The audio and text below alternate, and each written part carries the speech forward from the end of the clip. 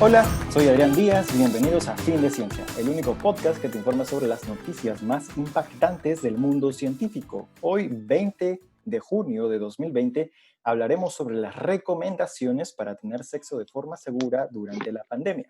Además, cómo los videojuegos se están usando para tratar el trastorno de hiperactividad, el hallazgo de unos huevos blandos de dinosaurio en Argentina y sobre la novedosa prueba molecular que sacó un equipo de científicos peruanos para detectar COVID-19. Y al final tendremos un estudio que hace una nueva estimación que arroja que podrían haber 36 civilizaciones inteligentes en nuestra galaxia. Ya volvemos con el desarrollo de estas noticias aquí en Fin de Ciencia. Este podcast llega a ustedes gracias a N+1 Academy. ¿Quieres desarrollar las habilidades que este nuevo diseño exige? Ingresa a n+1.org e inscríbete en uno de los múltiples cursos que la plataforma tiene para ti. Hola, soy Adrián Díaz nuevamente. Bienvenidos a Fin de Ciencia, el podcast favorito de las 36 civilizaciones inteligentes que deberían haber en nuestra galaxia. Hoy, como cada fin de semana, me encuentro acompañado nuevamente por Víctor Román. Víctor, ¿cómo te ha ido esta semana? ¿Qué noticias nos tienes para hoy? ¿Qué tal, Adrián? Ha sido una semana movida. Han ocurrido varias cosas, hay muchos temas interesantes. La gente ha recepcionado adecuadamente este podcast. Hay muchos comentarios, tanto públicos como privados. Y venga, si estás viendo este podcast, si tienes alguna pregunta, lánzala. No olvides dejar tus comentarios. También estamos con Daniel Mesa. Daniel.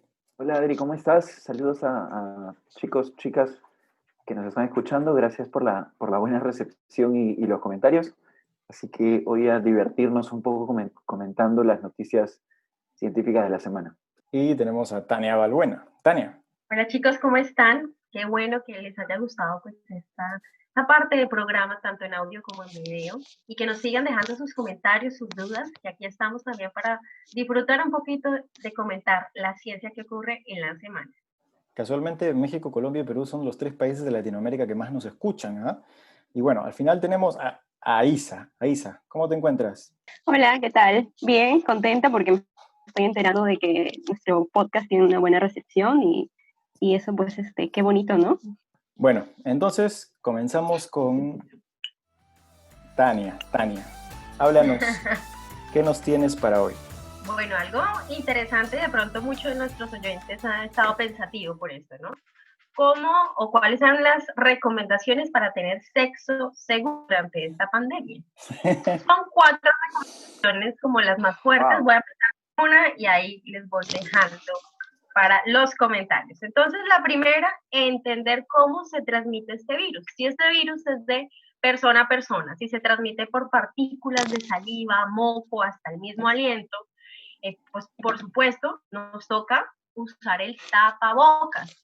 Y recordemos que podemos encontrarnos con personas que no tengan síntomas, pero ojo, por ahora estamos investigando que puedan ser transmisores de este virus. Entonces, ¿cómo se ven ustedes con tapabocas?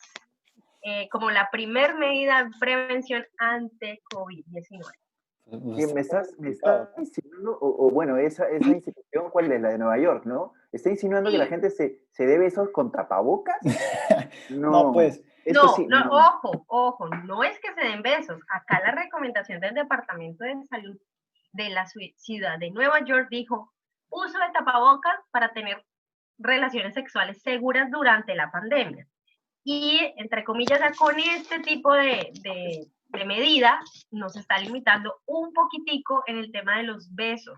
Claro. Ahí dice también que seamos más creativos con las posturas, pues para tener estas distancias y para evitar como esta proximidad. No, especialmente en esta área, ¿no? Pero está bien, pues, ¿no? Es como esos besos de payaso, ¿no? Donde uno se toca la nariz nomás. Pero igual la nariz tampoco está fuera de tapabocas. No, pues, claro, la nariz igual. Pasan ustedes, oye, ¿cómo recomiendan ese tipo de cosas? O sea, Tania, en conclusión, es el uso del tapabocas y no el contacto directo, es igual.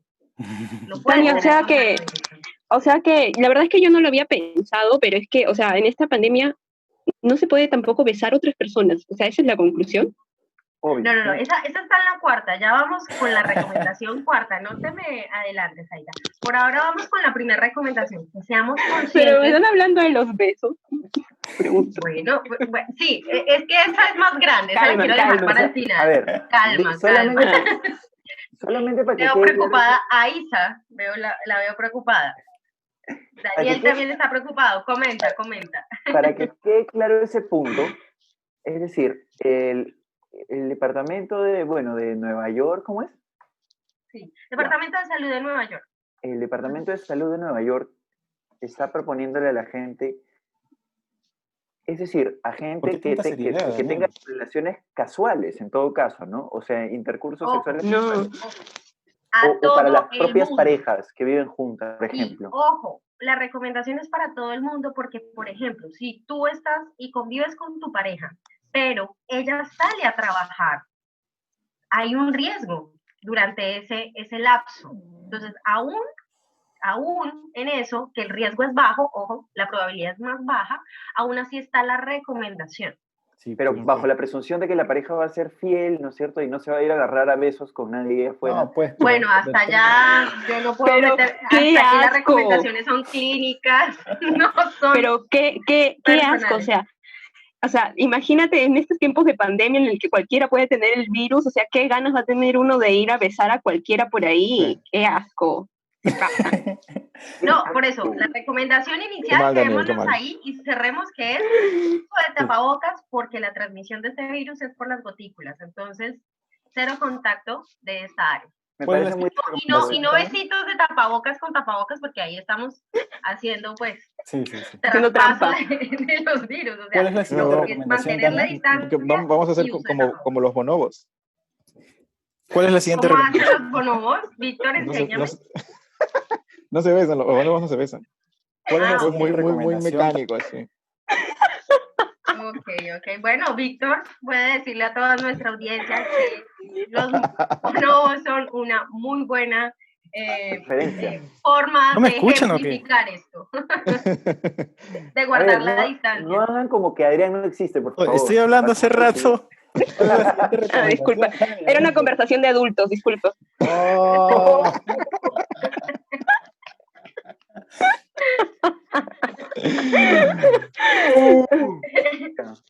Ha venido aguda el día de Darwin. Sí. Terrible, ha venido, desatada. No, Víctor, Adrián, todos debemos saber que sí, que esta información está apta para todo. Incluso los menores de edad, listo. ¿Cuál es la siguiente recomendación? Incluso los menores de edad, por supuesto. ¿Cuál es la siguiente recomendación? Educación sexual, ¿no? Importante. Segunda. Bueno, antes de cerrar esa primera, ojo, digamos, hasta ahora se está investigando si otro tipo de transmisión, como la transmisión sexual, puede contagiarme del COVID. Hasta el momento, pues sabemos que no, pero se ha encontrado en el semen y en heces humanas el virus. Entonces también ahí, pues, recomiendan tener la prevención y, por supuesto, el uso del preservativo. El preservativo no solo para COVID, sino también, por supuesto, para todas las enfermedades de transmisión sexual. Digamos que esa es como la segunda recomendación grande, ¿no? El uso de preservativos para todas las enfermedades de transmisión sexual y también puede ser para el COVID porque todavía no está claro si se puede transmitir a nivel sexual. Pero sí, hemos encontrado virus en semen y en heces. En conclusión, eso es más normal, ¿no? Cuidado con qué nos llevamos a la boca, ¿no? Bueno, muy buena pregunta, Adrián. Ojo, Adrián está haciendo una pregunta interesante. Si, por ejemplo, y lo dicen los expertos en el documento, si, por ejemplo, bueno, van a tener, digamos, esta recomendación de fomentar la creatividad, siempre se deben lavar las manos, ya que si las manos tienen contacto con estas secreciones de otros lugares, pues que no se haga tampoco esa transmisión o que se lleven a la boca, por decirlo así, o a estas mucosas para el ingreso posible de algún virus de COVID. Importantísimo esa pregunta, Adrián. Ok, ¿la siguiente recomendación cuál era? Bueno, una que estaba esperada por Aiza y es que hay que tener relaciones sexuales solo con personas cercanas a usted, preferiblemente. Y que si, ejemplo, está soltero, pero quiere tener relaciones sexuales con otras que por favor tenga la menor cantidad de parejas posible.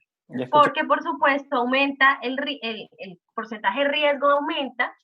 Sí, por supuesto, conozco a diferentes tipos de personas, entonces, y no sabemos, ojo, que puedan transmitir el virus, que sean asintomáticos o porque no parezcan que tienen la enfermedad. Entonces, la recomendación, tener preferiblemente una pareja sexual estable, y si no, tratar de que sean personas cercanas a usted o que sean la menor cantidad de personas posibles.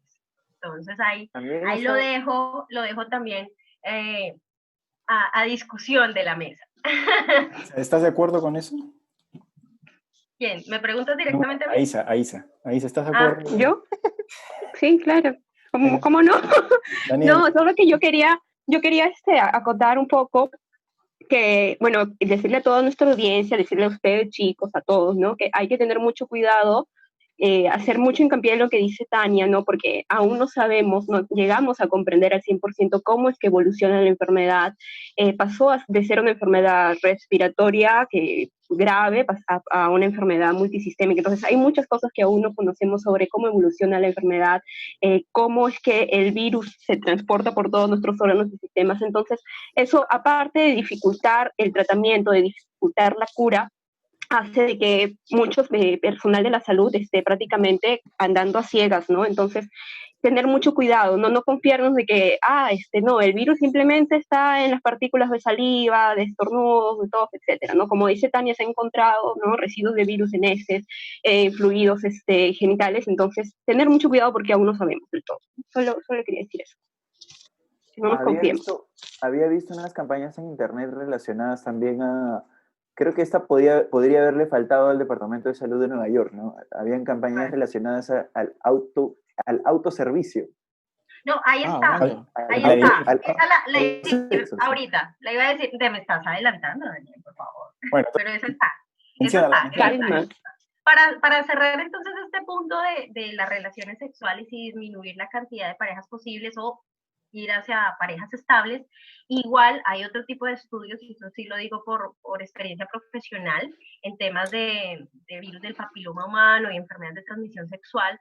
Sí está demostrado que empezar relaciones sexuales a muy temprana edad o aumentar el número de parejas sexuales, es decir, tener mayor número de diferentes parejas sexuales durante un año, pues sí aumenta la probabilidad de adquirir diferentes tipos de enfermedades de transmisión sexual. Entonces, ojo, sí, digamos que eso no solo nos va a ayudar para el COVID, sino para otras cosas más. Y por supuesto, la higiene. Acá ellos finalizan de que si yo voy a tener un encuentro sexual esporádico con alguien, entonces, o hasta con mi pareja, antes y después de la relación sexual, un baño general, siempre el lavado de manos, y por supuesto tratar de estar en que el lugar donde yo vaya a estar o se vaya a dar el encuentro sexual esté bien aireado, ¿no? Esté bien, el Central Park. Al aire libre. No, para cerrar un poco, quería hacer un comentario. Esta recomendación hacia la monogamia es algo que venía desde antes de la pandemia y que dado la pandemia tiene mucho mayor peso en el contexto actual. Y yo lo que me preguntaba era cómo va a cambiar, esa conversación la tenía con un amigo filósofo, cómo va a cambiar nuestra percepción de las relaciones sexuales y de las relaciones interpersonales a raíz de todo esto hacia el futuro, ¿no? Llegaremos a una neopuritanismo más adelante. Bueno, eso no lo sabremos, ¿no? Eso ya es muy individual, ¿no? Eso ya es un autoconciencia de lo que quieres y lo que no, pero sí, como les decía, estos estudios demuestran que obviamente disminuir la frecuencia de número de parejas sexuales disminuye alguno que otro riesgo, entonces para considerarlo entre nuestra audiencia en temas de salud, ¿no? Y el último, y el que estaba esperando Daniel Mesa cuando me preguntó, sí, acá nos está dando que por supuesto el riesgo de contraer el virus o otras enfermedades con, prácticas como la masturbación o el uso de juguetes sexuales, pues obviamente no hay riesgo, sin embargo recomienda, ojo, el lavado, otra vez, el lavado frecuente de las manos, el lavado pues de estos juguetes sexuales si los va a utilizar, porque pues volvemos a lo mismo, ¿no? lo que se debe enfatizar es la limpieza y desinfección de todos los objetos y por supuesto de nuestras manos. Ojo, si tenemos parejas y estamos en la virtualidad interactuando, también recomiendan en el documento hacerle limpieza y desinfección pues a los aparatos tecnológicos, por supuesto, y tener mucho cuidado con el tema ya de ciberseguridad, porque pues el tema de envío de fotos o este tipo de videos, así sea con la pareja que conozca, pues puede darse este tipo de cosas de ciberseguridad que son muy molestas y bochornosas. Entonces Bueno. hay que tener también cuidado con ese tipo de viralidad. Bueno, entonces Daniel, ya escuchaste, si no vas a lavar bien tu muñeca System, entonces con el Vladimir, ¿no? Adrián. Sí, Daniel. Dilo, Daniel, dilo que Daniel está por preguntar. No, pero yo tengo que decir que esto no es una recomendación de interés exclusivo para mí, ¿no? ¿Por qué le pone nombre y apellido? O sea, esto no, es porque una cosa estamos normal, molestando, porque estamos molestando. Yo creo que ¿cuántos Danieles no hay en la audiencia? No, esa es una recomendación ¿Cuántos general para Adrianes hombres y Díaz mujeres. no hay en la audiencia? Es una recomendación para hombres, mujeres, ¿no? Mentiras. Con diferentes preferencias sexuales. Creo que funciona bastante bien si se trata de evitar algún contagio de COVID, ¿no? Todo sea por la buena salud de la población, ¿no? Que viva, Por supuesto. ¿Qué pasa, que vive el Daniel? autosexo, que vive ¿Qué pasa, ¿no? Daniel? Te siento muy serio. Para nada. Estoy disfrutando mucho las recomendaciones de Tania y ya las tengo apuntadas todas las 4 recomendaciones para el sexo en pandemia en mi cuaderno, ¿eh? Pero en conclusión, no hay que ser cochinos. O sea, eso creo que era antes de pandemia y debería ser post pandemia. O sea, no se bañan antes de estar con su pareja, no, pues no sean cochinos. No se lavan las manos, no desinfectan sus juguetes sexuales. ¡Qué asco! ¡Qué gente, por Dios! ¿Qué se pasa? Daniel, mira, por favor. Es curioso ahí a ese punto, pues yo que he trabajado todos estos años en temas de salud pública, créeme, es increíble que lastimosamente solo en picos de enfermedades así de revuelo como lo que estamos viviendo ahora y como se vivió con H1N1 y en su momento con otras enfermedades, la gente aumenta este tipo de normas higiénicas básicas solo cuando hay esta como lavarse las manos. Y después se les olvida. Entonces, ojalá no vaya a pasar con esto, porque realmente, como tú dices, es lo básico. El higiene, por mi salud y por la salud de los demás, es lo básico. Claro. Agua y jabón. Sí. Así que ya saben, no sean cochinos. Daniel, Adrián, Víctor. Lavarse las manitos, Conclusión. una agüita de jabón, el uso de tapabocas, y si van a conquistar, pues también estar, ya saben, las recomendaciones. La creatividad y, por supuesto, manejando esas distancias y el uso de implementos.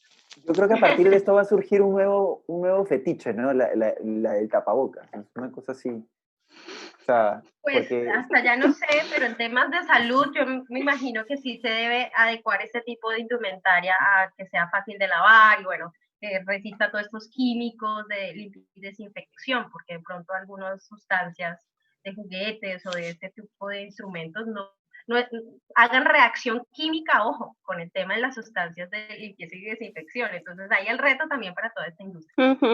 Claro. Un fetiche podría ser hacerlo con trajes de bioseguridad, ¿no? ¿Con qué? Con trajes. Esos trajes son completamente cerrados. ¿Cómo ocurriría el asunto? Bueno, ahí ya los diseñadores... La imaginación no tiene límites. Le tienen que hacer las adecuaciones. No más pregunto. Ya. Está buscando. Bueno, ahí le dejamos a todos los que nos siguen y los que nos ven, que nos dejen sus comentarios de cómo visualizan el futuro con estas recomendaciones que, ojo, son de salud, cómo ya serían realmente implementadas en su vida diaria. Bueno, muy buen tema, muchas gracias, Tania. Ahora tenemos a Víctor. Víctor, ¿qué nos tienes para hoy? Bueno, la noticia que traigo es que es la primera vez que la FDA, que es la autoridad de los Estados Unidos que autoriza los procedimientos médicos y de alimentación, ha autorizado por primera vez el uso de un videojuego para tratar a niños con trastorno de atención e hiperactividad. El laboratorio que lo ha hecho se llama Akili y el videojuego se llama Endeavor FX. Y o para que ustedes me hagan las preguntas que necesiten. ¿De qué va el videojuego, Víctor? Es como una especie de Mario Kart en la que tú vas avanzando y conforme vas avanzando te van poniendo más retos y es como un juego de carreras. Ya. Vas escogiendo personajes y vas saltando retos. Previamente, el laboratorio, esta empresa, había publicado en The Lancet un estudio y en el que se había descubierto que cerca del 30% de los niños que habían jugado entre los 8 y los 12 años habían reducido sus problemas con déficit de atención e hiperactividad. ¿Alguien tiene una pregunta? A mí me parece que creo que esto me da un poco de alivio, ¿no? Esta noticia, porque generalmente a los niños con hiperactividad se los trata con drogas, con medicina, con pastillas, ¿no? Entonces, o sea, con drogas farmacéuticas, pues, Adrián, Sí. estoy diciendo que los proban de otra forma, con medicina. No, o sea, con medicina, lo que pasa es que entendí que los mandaban a dormir, ¿no? O sea, les ponían como una pastilla para dormir en el café y ya duérmete De alguna 20 horas al forma es eso. Oh. Claro, de alguna forma es eso, ¿no? Tratar sí la hiperactividad es doparlos de alguna forma, ¿no? Entonces... Técnicamente es la primera vez que se desarrolla una medicina digital. Sí. Me parece genial desde ese aspecto, ¿no? Desde ese punto de vista, me parece súper. Lo que no me entiendo... hubiera gustado a mí que creciendo me digan, no, ¿sabes qué? Tu hijo tiene que salir a jugar Mortal Kombat para poder... Ahora todos van a tener hiperactividad. Sí. Es justamente por ahí donde quería preguntar. O sea, yo no entiendo, o sea, espero que sepas la respuesta. ¿De qué manera este videojuego ayuda a controlar la hiperactividad en un niño? ¿Y por qué este videojuego sí y por qué otros videojuegos no? La empresa lo que ha hecho ha sido trabajar desde la parte de vista neurológica y en base a eso ha desarrollado algoritmos de inteligencia artificial para redireccionar la atención del niño. Entonces, en el momento en el que el niño bota su estrés y va trabajando para conseguir las distintas metas, puede estar un poco más tranquilo después de jugar. Ojo que sí se han detectado algunos side effects, unos efectos secundarios, lo cual es normal en la mayoría de medicinas, propiamente dichas, es de que puede generar un poco de mareos y una sensación de negatividad, pero se ha encontrado en algunos casos muy específicos. No, no es como que si juegas eventualmente te va a pasar. Lo otro es de que no se conoce muy bien cuáles son las rutas neuronales del trastorno de hiperactividad, trastorno de atención e hiperactividad. Entonces, es un poquito como que ensayo y error, ¿no? O sea, por aquí voy y está funcionando, ¿no? Se sabe porque muy bien por qué funciona, pero está funcionando.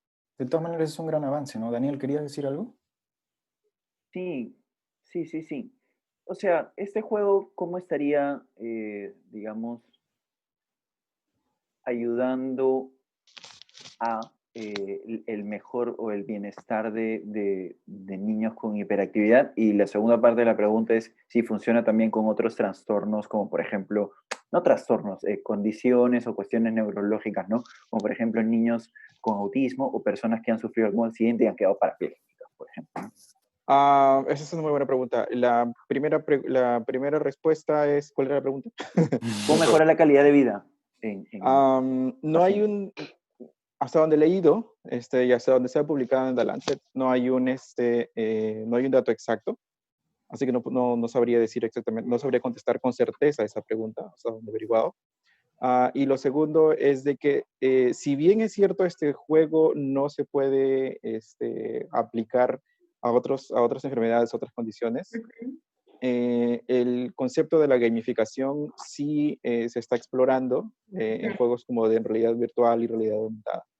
Entonces, es probable que en los próximos meses o en los próximos años sigamos viendo este tipo de tratamientos basados en videojuegos, utilizando la gamificación, que es el concepto en el desarrollo de software para nuevos tratamientos, nuevas enfermedades. Lo que A sí mí me parece importante que se desmitifique también el tema de los videojuegos, porque pues uno dice, no, hay que quitarle los videojuegos a los niños, por supuesto, no, todo tiene que ser con un equilibrio, pero también algunos videojuegos, y ahí eso ya tocará mirarlos punto a punto, sí permiten concentrar a los niños y también permite también hacerles parte de agilidad mental, como tú decías, todavía eso está por investigarse, pero sí hay varias terapias y hasta con realidad virtual que se están ejecutando pensando de aquí a futuro cómo van a integrarse la tecnología con las nuevas terapias. Por ejemplo, ahorita que todos estamos en cuarentena, pues imagínense, este tipo de terapias serían efectivas y serían muy útiles en este momento para estos niños. Visto desde el punto de vista antropológico, inclusive es utilizar el software, utilizar las herramientas tecnológicas como una extensión de lo que se ha venido haciendo anteriormente, porque la mayoría de mamíferos, incluidos los humanos, aprendemos a través del juego.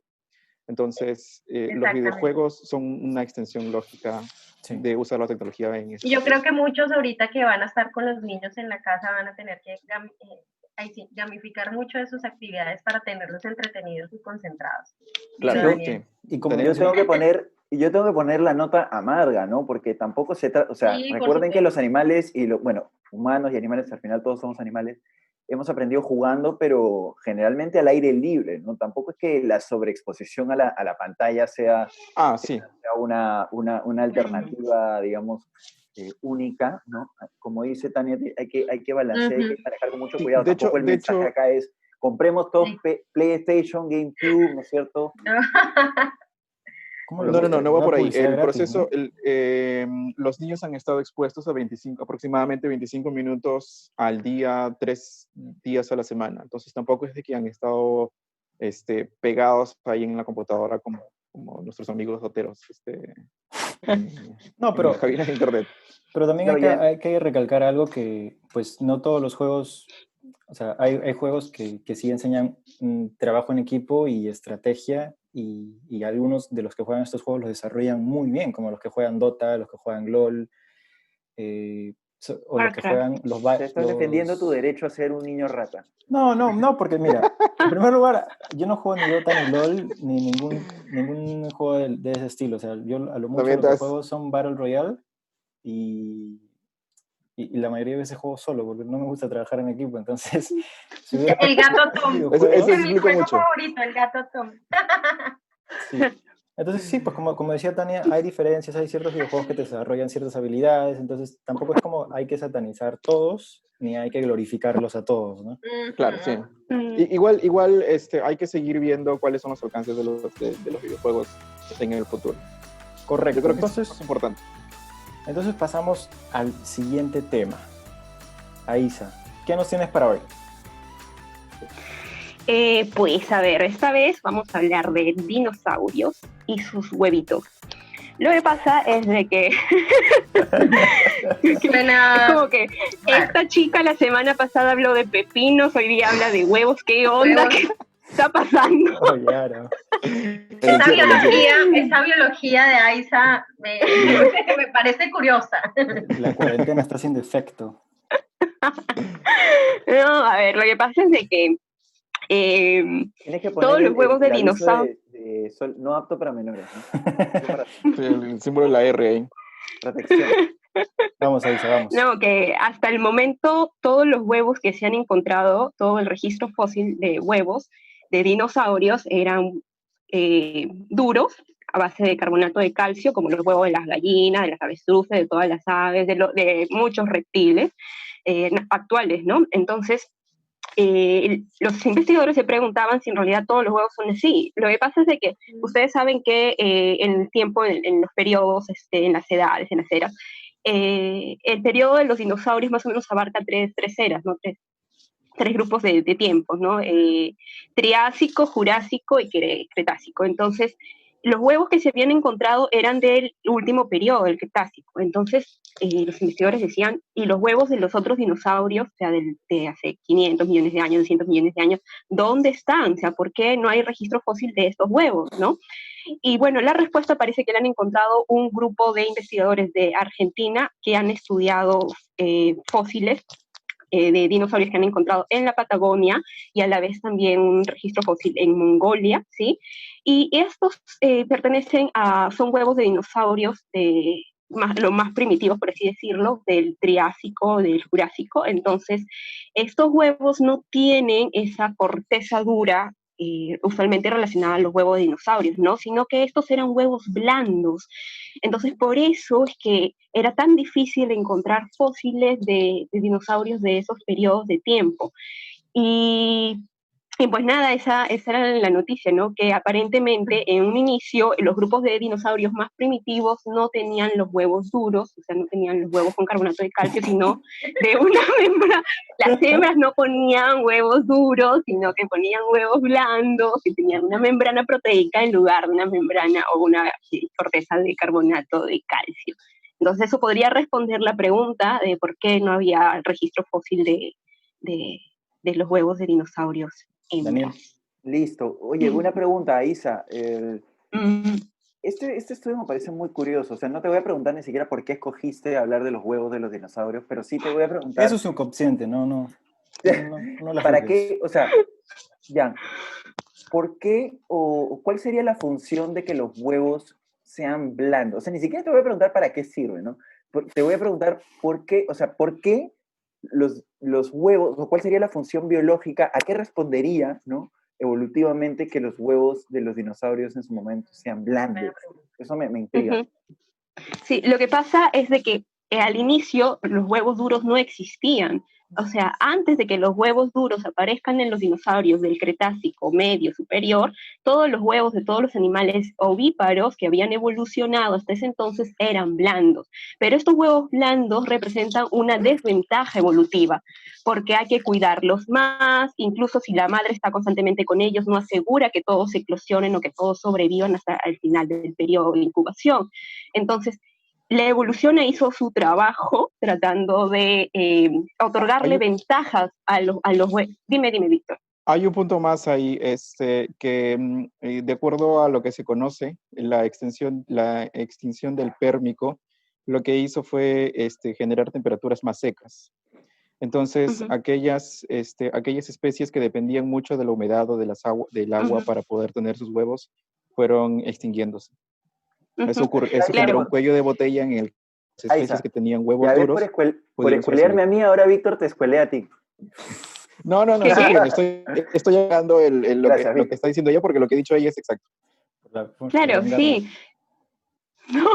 No, es que sí, Víctor tiene razón, ¿no? Entonces, el entorno los forzó a que vayan evolucionando a huevos que tengan una protección externa, ¿no? En lugar de solo una membrana proteica, porque esa membrana definitivamente tiene que ser húmeda de alguna forma, ¿no? Si ustedes ven los huevos de insectos, de anfibios que no tienen esa membrana, son muchísimos, o sea, se incuban muchísimos huevos, decenas o cientos de huevos, porque no todos se logran, no todos terminan el periodo de incubación. La mayoría tienen una membrana muy húmeda, ¿no? Entonces, como dice Víctor, depende mucho del ambiente. Si el ambiente se reseca, si las temperaturas cambian, pues los huevos no van a eclosionar, se van a morir todos. Entonces, tuvieron que en algún momento... ¿De qué especie de dinosaurio estamos hablando, perdona? Los grupos de dinosaurios más primitivos son los sauropodomorfos 1, que son esos que tienen, esos herbívoros de cuello largo, esos gigantes de cuello largo.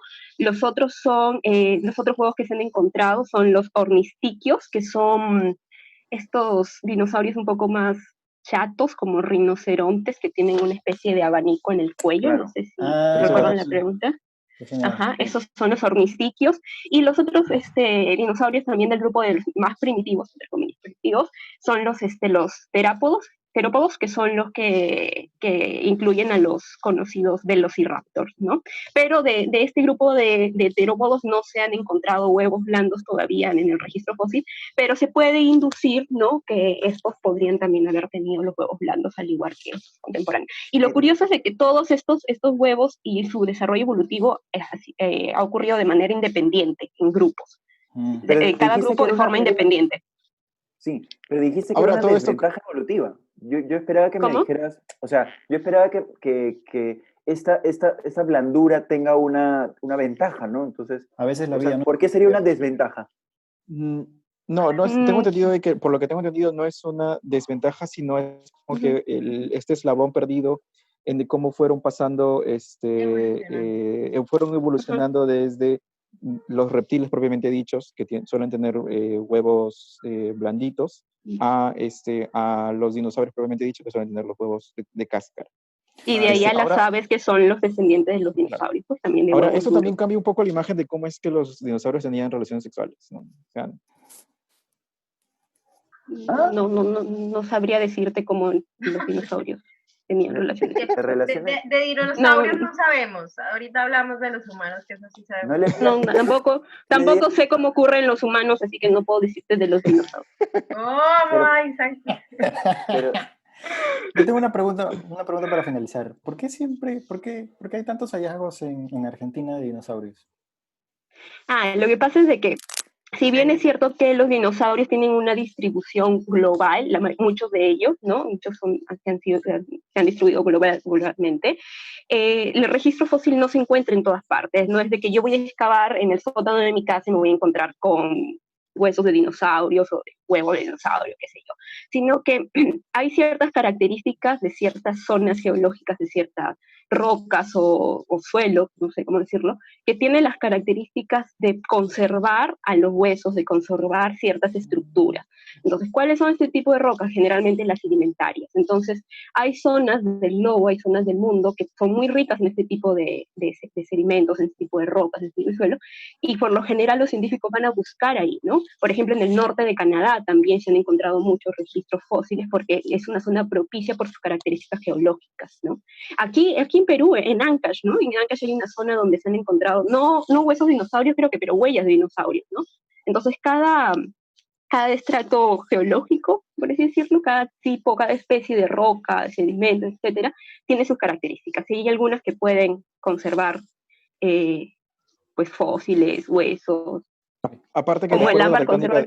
de acuerdo a la tectónica de placas, hay terrenos que son mucho más jóvenes en escala geológica y hay unos que son mucho más antiguos. Y pues Hay no, unos en Argentina y exacto. Mongolia son antiguos. Tania, para finalizar. Ya para finalizar, algo que deja ahí como a la audiencia para que lo haga. ¿Quieren ver un huevo blandito? No sé si ustedes han hecho ese experimento de colocar un huevo en un recipiente con vinagre. Ajá. Con vinagre. Entonces, como decía Aiza, como el huevito es de carbonato de calcio y el vinagre es un ácido, y los que saben química mejor que yo, porque por lo poco que me acuerdo, entonces se va como ese dióxido de carbono y luego queda súper blandito el huevito. Entonces, para que lo hagan en la casa si quieren también ver un huevo blando. Y tenemos a Daniel. Daniel, ¿qué nos tienes para hoy? bueno, muchísimas gracias, Adri. Esta semana ha sido bastante movida en Perú. ¿Por qué? Al igual que hace unas semanas en Argentina, ¿no? Se anunciaban pruebas serológicas y moleculares y se anunciaba, digamos, con gran expectativa, ¿no? La participación de los científicos locales en innovaciones relacionadas o soluciones relacionadas a la pandemia de COVID-19. En Perú, estos días, uno de los científicos, digamos, más conocidos aquí, un biólogo, ¿no? Genetista, llamado Ed Málaga, y su equipo, ¿sí? De la Universidad Cayetano Heredia, anunció que habían sacado, al menos en la fase de laboratorio, ¿no? Habían hecho funcionar su test de COVID, su test molecular. Ya. Esta es una gran noticia, ¿no? Esta es una gran noticia a todas luces. ¿En qué se diferencia este test de COVID molecular a los test convencionales? Y lo voy a decir en simple, y ahí si quieren me revientan de preguntas. Ya. La diferencia en que el COVID tradicional PCR, ¿no? Molecular, es un test hecho para tiempos de paz, ¿no? Así lo definen los científicos. Es un test que demanda mucho costo, que demanda mucha maquinaria, que demanda grandes o personal especializado y demanda incluso compra de derechos, ¿no? Bueno, esa es la gran complicación. Es difícilmente masificable en tiempos como estos en donde se contagia el COVID por todos lados. Los científicos peruanos han desarrollado un test con las mismas funciones, incluso con el mismo nivel de precisión que detecta COVID, pero que sin embargo es muy portable y es muy masificable. Esa es la gran novedad y por eso todos han estado celebrando en Perú esta gran noticia. ¿Cuánto te han dado por Publicherry, Daniel? ¿Qué? ¿Cuánto te han dado por Publicherry? Nada, la verdad que nada. Me parece que es una noticia importante.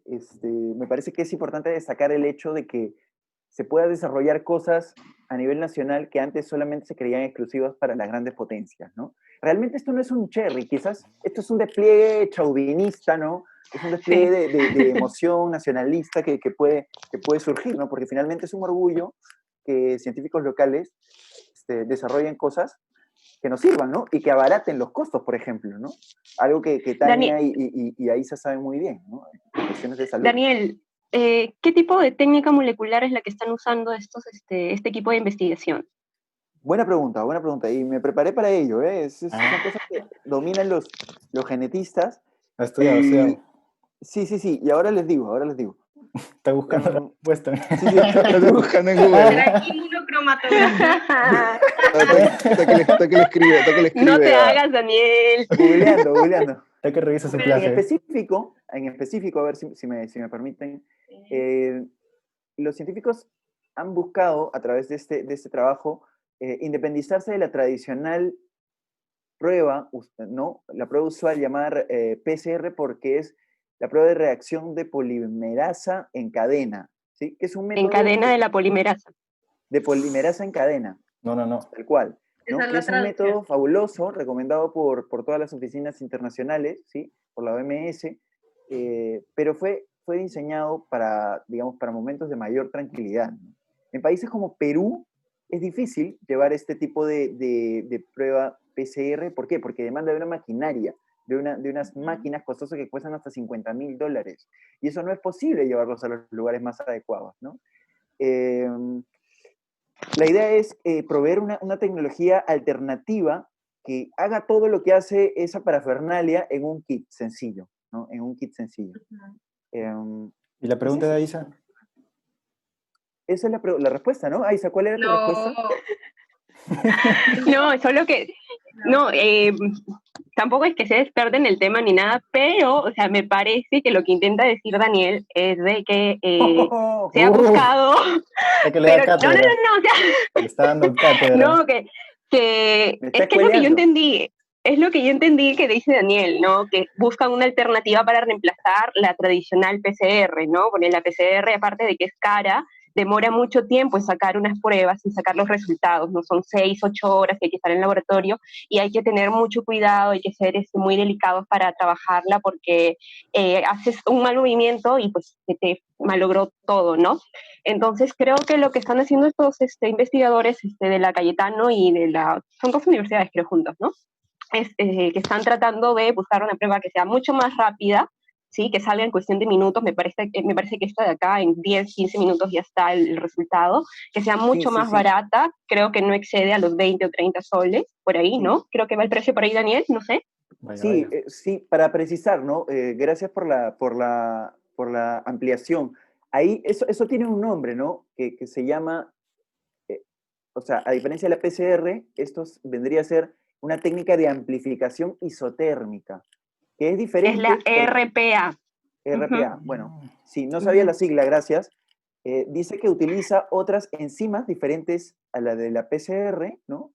La recombinasa y la polimerasa. Bueno, ahí me mataste con eso, ¿no? Y dice que en vez de copiar ADN, ¿no? Con unos ciclos de temperatura a 4 horas, ¿no? Lo hacen en solamente 15 minutos, como dijo Aisa, ¿no? Ahora, esta es una técnica que no es que hayan creado los peruanos, es una técnica que ya existía, ¿no? Eso es importante decirlo también. Tampoco es que acá se está descubriendo la rueda ni el fuego, ¿no?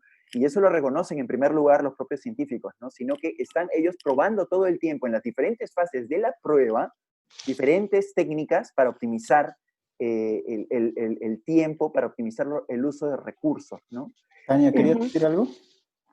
Sí, para precisar eso, para toda nuestra audiencia que está ahí muy pendiente, es una prueba rápida pero molecular, es decir, simula una prueba rápida, como la que conocemos, pero esta sí utiliza los principios de las pruebas moleculares. Ojo, porque la Organización Mundial de la Salud y los referentes científicos nos dicen que para una buena detección del virus en sangre se necesita la detección molecular. Por eso, digamos, es la importancia y el hito que Perú esté como en ese avance y en esa vía de detección molecular, que es como el gold estándar. Por supuesto, hay otro tipo de pruebas que se están desarrollando en otros países, pero digamos que es un muy buen acercamiento que a través de simplemente 2 tiritas de papel, por decirlo así, como las pruebas de embarazo, se pueda a través de esta sencilla, digamos, manera de ver un resultado, pero que tenga los componentes de una prueba molecular. Eso yo creo que es lo más importante resaltar. Sí, Ahora, Víctor. ¿Qué tan listo está este avance? ¿Ya está listo para el puesto al mercado o todavía falta? Es exactamente a lo que quería ir, ¿no? Esto es importante porque varios medios de comunicación, otra vez, inflados un poco por la emoción, ¿no es cierto?, de este paso, han intentado decir que ya, de una vez, ¿no? ¿En qué momento se masifica? ¿En qué momento ya? ¿Cuánto cuesta, no? Pero bueno, todavía estamos en una fase de prueba que ni siquiera ha llegado a los humanos, ¿no? Entonces, en ese lapso, en esa transición, están los científicos que han creado esta prueba, ¿no? En que las autoridades les provean de pacientes para poder hacer, digamos, una prueba más exhaustiva. Aisa. Yo vi ayer, fue ayer, que uno de los investigadores, creo que es el que está a cargo, subió un video a Twitter, que también ha sido publicado en los medios, en el cual muestra cómo es que funciona esta prueba con dos muestras, ¿no? Una de un paciente sano, de una persona sana, y la otra de un hombre con COVID-19 confirmado. Entonces, como dijo Tania, funciona de la misma forma que un test de embarazo. No sé si de repente alguien en la audiencia alguna vez ha tenido el susto y ha corrido a la farmacia y sabe cómo funcionan los test de embarazo. Salen las dos rayitas, no tienen que marcar las dos rayitas. Sí. Entonces, la alegría de la gente del laboratorio es de que funciona porque evidentemente al paciente con COVID-19 aparecieron las dos rayitas y pues ya funciona la prueba. Pero como dice Daniel, de ahí a que se pueda masificar, a que empiecen a salir las pruebas para todos lados, pues todavía faltan, ¿no? Pero al menos el resultado positivo de que funciona lo que estaban o lo que querían conseguir, pues como que ya está, ¿no? Yo tengo una pregunta súper puntual y que puede ser respondida probablemente de forma muy breve. ¿Cuál es la diferencia entre la prueba rápida que conocemos y la prueba molecular que conocemos? ¿Tania? Creo que Tania puede responder eso muy bien. Sí. La prueba rápida detecta anticuerpos. Es decir, si la persona, lo que me va a detectar una prueba rápida es que detecta los anticuerpos de una persona en sangre, mientras que la prueba de PCR, como les decía, detectas el virus directamente. Si ya juntamos estas dos cosas, por eso decían, no, que las pruebas rápidas no sirven tanto, pero las pruebas rápidas que detectan anticuerpos, porque por supuesto para que detecte un poco de anticuerpos, es que tuviste ya la enfermedad o estás en curso de disminución de síntomas. O sin síntomas, ¿no? Pero cuando estás en la fase activa, o sea, en los primeros días de la enfermedad que tienes el virus a tope en tu sistema circulatorio, ahí se va a poder detectar. Entonces, digamos que por eso se promueve tanto Argentina, porque ojo, Argentina también está haciendo su prueba rápida y está buscando sensibilidad y especificidad casi de una PCR igual, que es el paso que le faltaría a Perú. Empezar a hacer los ensayos para mirar sensibilidad y especificidad, es decir, a cuántos enfermos realmente dice que son enfermos y a cuántos sanos realmente dice que son sanos. Que están sanos. Claro, es que es mucho más precisa, ¿no? La prueba rápida o serológica, como dice Tania, que evalúa los anticuerpos. No puede ser que tú ya hayas tenido el virus, pero ya estás sano y te sale como positivo, ¿no? Entonces, es como decir un falso positivo, ¿no? Va a las cifras de gente infectada, pero ya lo tuviste y ya estás sano, ¿no? Entonces, la molecular es mucho, mucho más precisa. Sí, bueno, el problema de lo serológico es que es difícil seguir la pista o seguir digamos, seguirlo con precisión, seguir la evolución de la enfermedad con precisión en una persona. Claro, es que el molecular evalúa el ADN, el material genético del virus, ¿no? Entonces es mucho más preciso. O se puede confundir con otro anticuerpo de otra enfermedad y ahí sí. Ahora paso yo, para cerrar. Algo cortito. Un estudio calculó que hay 36 civilizaciones inteligentes en toda nuestra galaxia. ¿Preguntas? ¿Qué hay o que podría haber? Estimó que hay. Las 33 que hay nosotros no entramos ahí. Nosotros no entramos. Porque con lo que ocurrió ayer en mi país, en plena pandemia, irse corriendo a comprar cosas. Vi los videos en TikTok. Sí lo vi. Creo que no hay esa inteligencia todavía. ¿Y eso por qué eso iba a preguntar, si nosotros estamos dentro de las 36 o no. No creo. Parece que no. De acuerdo a la cuando- estimación, sí, ¿no? Adrián, porque estamos considerando que hemos pasado a ser una civilización inteligente Sí. hace 100 años. Sí, desde hace 100 años nosotros somos considerados una civilización inteligente, pero básicamente porque tenemos la tecnología para emitir ondas hacia el universo, ¿no? ¿Alguna pregunta? Señales, ¿no? Sí, claro, sí, porque tenemos recién 100 años. ¿Cómo, cómo han hecho esta estimación? O sea, ¿cómo llegan a este resultado? Y para aclarar bien la duda de Víctor, no me quedó claro. ¿Hay o podría haber? Sí, no, podría, es una estimación. Podría haber 36 civilizaciones inteligentes en toda nuestra galaxia. Anteriormente se habían hecho estas estimaciones, pero las incertidumbres eran enormes, ¿no? Entonces, lo que se ha hecho ahora es como acotar esa incertidumbre y darle un número. Sin embargo, pues en el futuro, de acá a unos años, pueden sacar otro estudio y obviamente no van a hacer pues otro estudio que diga que hay 100.000 y otro estudio que te diga que hay solo 2, sino que los números se van acotando y el error cada vez se va reduciendo. ¿Es una especie de actualización de la ecuación de Drake? Ujú. Eso te iba a preguntar. Bueno. ¿Tiene algo que ver con la ecuación de Drake no sé, se partió desde esa ecuación o cómo han hecho la estimación? Pues no se menciona la ecuación de Drake, pero sí se mencionan los límites astrobiológicos de Copérnico, que son que se menciona que más o menos la vida inteligente se forma en menos de 5.000 millones de años, o después de 5.000 millones de años, o sea, algo similar a la Tierra, porque nuestra civilización más o menos se estableció como civilización inteligente en 4.500 millones de años, porque es más o menos la edad que tiene el sistema solar, ¿no? ¿En nuestra galaxia o en el universo? No, Tampoco me quedó muy claro. La galaxia. Solo en la galaxia. Solo en nuestra El galaxia. estudio solo hace mención a la galaxia. Otra de las cosas que creo que es interesante anotar, así como nuestra galaxia tiene 100 años, y esto 100 años de ser catalogado, de autocatalogarnos nosotros mismos como civilización inteligente, uno podría decir, bueno, entonces, ¿dónde están esas 36 civilizaciones que deberían estar por ahí? El punto es que Ujú. si es que todas están, digamos, homogéneamente ubicadas en la galaxia, deberían estar aproximadamente a 17.000 años luz de distancia una de la otra. Entonces, si esta civilización inteligente, así como nosotros, emitió sus primeras ondas de radio, por ejemplo, hace 100 años, Ujú. es imposible que hayan llegado todavía a la Tierra. Tendrían que pasar 17.000 años para poder nosotros detectar estas ondas y saber que hay algún tipo de civilización que está emitiéndolas en alguna otra parte de la galaxia. Ahora, 17.000 años en términos humanos es mucho, pero en términos geológicos es nada. O sea, podría haber una civilización de 17.000 años que esté emitiendo sus señales y que las podamos captar hipotéticamente, la podamos captar en cualquier momento, ¿no? Sí, Imagino. claro. O sea, pudo haberla emitido hace 17.000 años y la podríamos capturar mañana, pero todo eso depende mucho porque, como te digo, estas son algunas estimaciones, tomar algunas cosas que son de esta manera para poder realizar la hipótesis. No podemos tener todas las variables como variables, sino mantener algunas constantes. Daniel. Sí, no, solamente quería apuntar nuevamente, no sé por qué me toca últimamente el papel de aguafiesta, pero estos estudios, la verdad es que, o sea, son hipótesis sobre hipótesis, ¿no? O sea, y la verdad es que, o sea, me quedo más con una posición más cercana a no sé, a la paradoja de Fermi, ¿no? Porque, o sea, realmente ¿Qué dice la paradoja de Fermi, Daniel?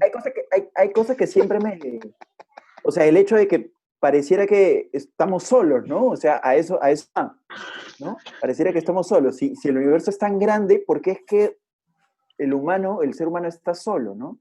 Entonces, por ejemplo, una hipótesis que siempre me pregunto cada vez que reviso artículos en N+1, cada vez que reviso algún artículo científico de astrofísica o de, no sé, o de exploración, etcétera, es el tema de las señales de radio, ¿no? O sea, ¿por qué estamos tan convencidos de que alguna forma de comunicarse con nosotros va a ser una señal de radio, ¿no? Eso es algo que me pregunto siempre. Y Lo que que- siempre sigue en el terreno hipotético, ¿no? Lo que pasa es que no estamos convencidos de que otra civilización va a emitir ondas de radio sí o sí. El punto es que nosotros tenemos que empezar a buscar por algo y buscamos por lo que conocemos. Y una de las primeras ondas que nosotros empezamos a manejar son las ondas de radio. Sí. Entonces, estamos buscando vida de acuerdo a cómo nosotros la hemos desarrollado. No podemos buscar, o sea, tenemos que buscar en base a lo que conocemos, porque no podemos buscar en base a lo que conocemos porque lo desconocemos.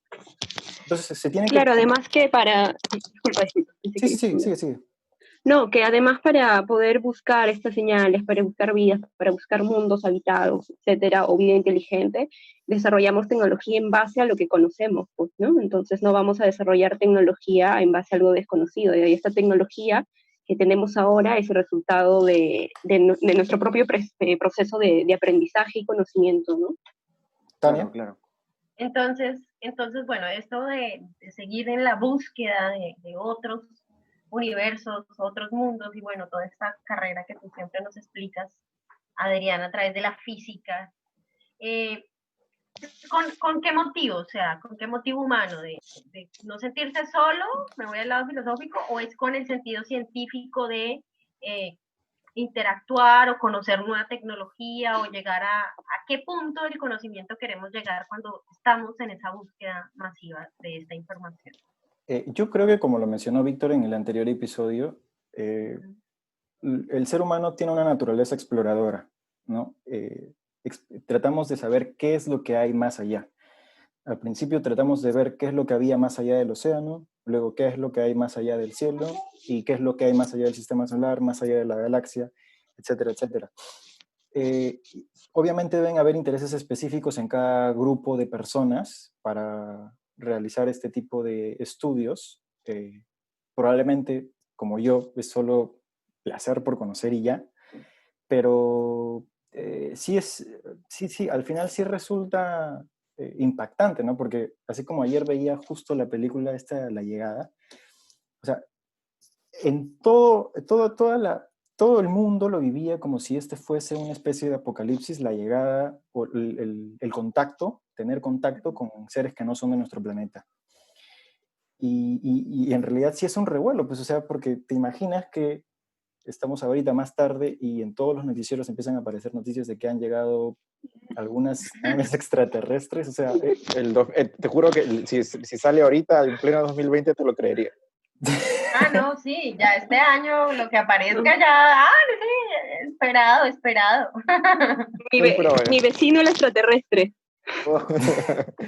No, aparte que hay una cuestión básica, es de que si podemos contactar con una civilización mucho más desarrollada, podría darnos el conocimiento suficiente como para pasar el gran filtro de no extinguirnos y de no extinguir la vida que vive con nosotros, que comparte la Tierra, nuestro hogar.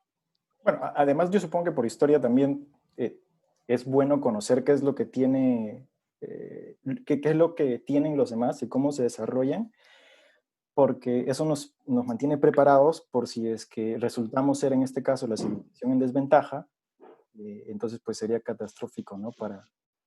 Para nuestra raza humana. Siempre y cuando sean beligerantes. Claro. Hipotéticas. Sí, sean hostiles. ¿Darwiniana nos extinguiremos?